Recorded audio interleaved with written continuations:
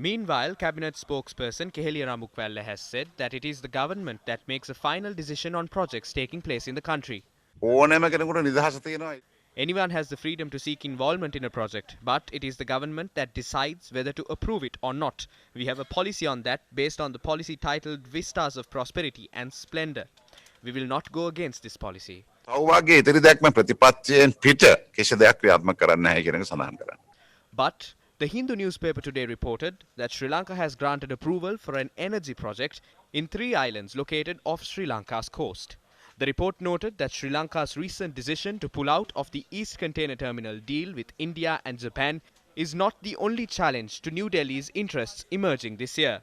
It added that Sri Lanka had cleared a Chinese energy project in 3 islands off the Jaffna Peninsula, barely 50 kilometers from the Tamil Nadu coast, a week before reneging on the 2019 East Container Terminal agreement. According to the report, hybrid renewable energy systems are to be installed in the Nainathu, Delft and Analathu islands based on cabinet approval received on the 18th of January. The tender for these projects had been handed over to the Sinosaur-Etwin joint venture in China upon receiving the approval from the cabinet. These are approved projects.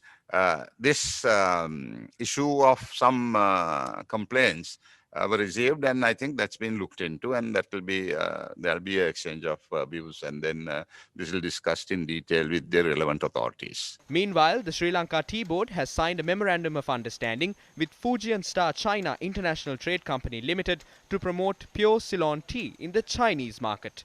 Under the 15-year agreement, Fujian Star China International Trade Company will purchase more than 4 million kilos of tea from Sri Lanka annually. Although the Sri Lankan embassy in China said that the Chinese company will purchase tea on a pre-agreed price, the Sri Lanka Tea Board said that tea would be exported under the existing market rates in Sri Lanka. As reports emerge on trade and investment ties between China and Sri Lanka, Imran Khan, the Prime Minister of Pakistan, a close ally of China, is due to visit Sri Lanka this month.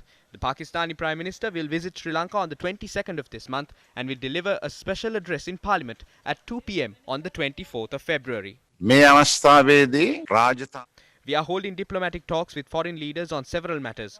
A prominent issue is the one surrounding human rights. While we discuss economic and bilateral matters, we will hold talks on the UN report on human rights before the sessions begin on the 22nd of this month.